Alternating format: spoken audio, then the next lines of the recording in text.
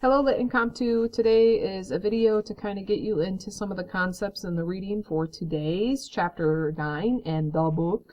I want to revisit goals, and then I have a couple ideas to help you with your top 10. So today's goal is you are reading.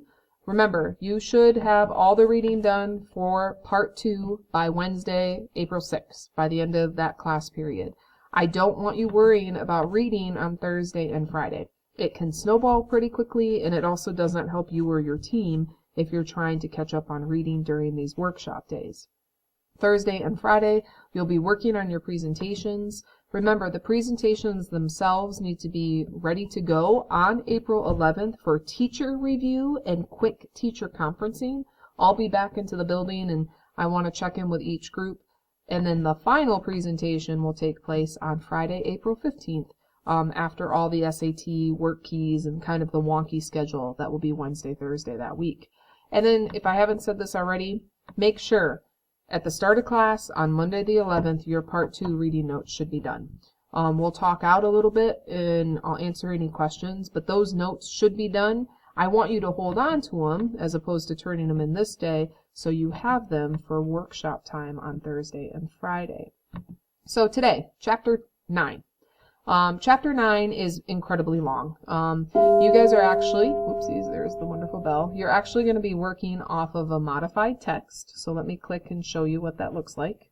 So I want you to use this to help guide your reading. This will get passed out by the sub.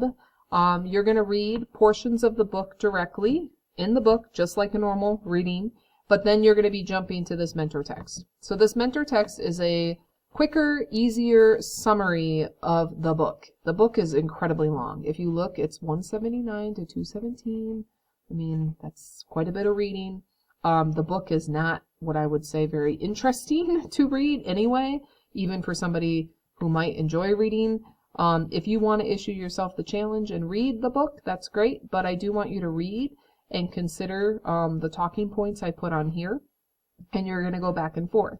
At the bottom of this document is some extension activities. You don't have to do this, but these are some things that might inspire you in relationship to the top 5 presentation, or you might use this as one of the organizational tools for your actual presentation. Like maybe you talk about the poem or use the poem as, something in your intro or conclusion. So there's that. There's the book. Follow that for reading. The book itself is Emmanuel Goldstein's book. So he leads the Brotherhood. This is what, what's his face? Winston Smith has been living for, right? Like, it seems like this is kind of the climax of the story because he's finally had an opportunity to read and be part of the Brotherhood. It's going to explain the social class system a little bit more, and it especially is going to explain 2 of the 3 theories or principles that guide Big Brother's world, which is war is peace, freedom is slavery, ignorance is strength. Here's a couple things I would talk about if I was in class with you.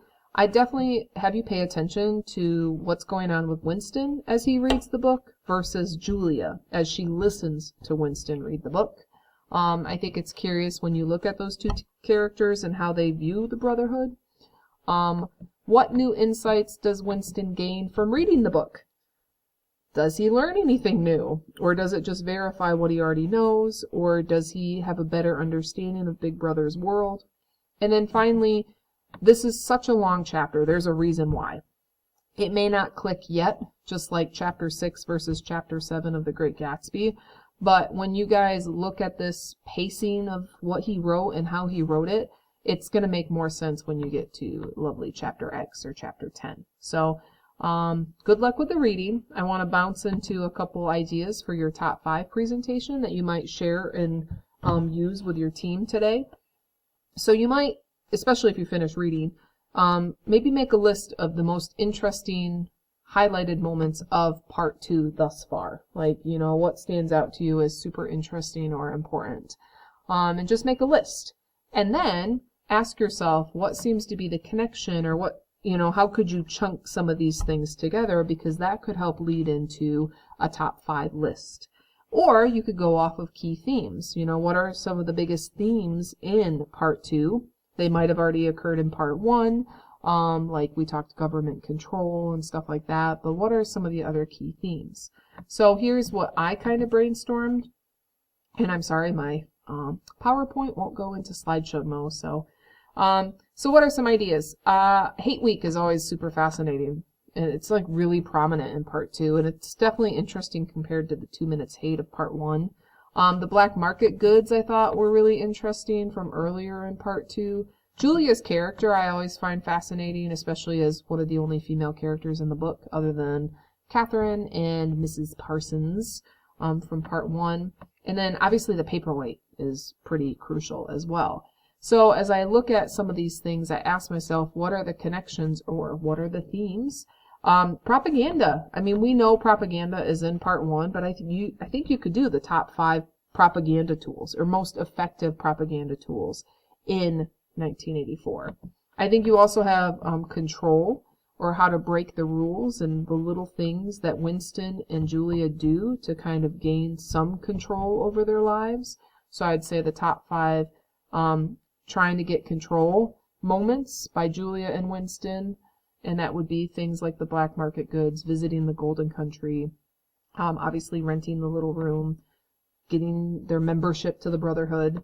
I do think looking at like male versus female, like looking at Julia as the female character and then Winston as the male character, and top 5 examples of how we see gender influence the characterization, maybe, question mark.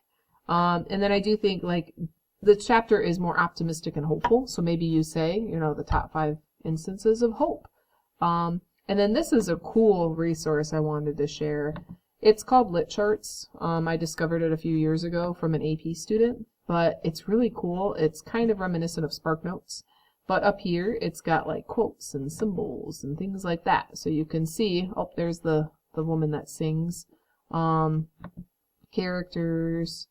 You got themes going on here. Just be careful as you research this that you don't plot point, like spoiler your reading. But this is cool because what it does is it has like the chapters. So this is book 1, chapter 2. But if I look, I can see some summaries, but I can look at these little things happening here. And those are themes. So top 5 examples of totalitarianism and communism. That could be cool. Top 5 examples of the individual versus collective identity, reality control. Top 5 examples of love and loyalty. Top 5 examples of class struggles between like Winston, the proles, inner, outer party. So I hope that gives you guys some ideas. So don't forget, you're reading this chapter and you might start jotting out and planning out some ideas for your top 5 list. So good luck, and I hope you enjoy the downward spiral of part 2.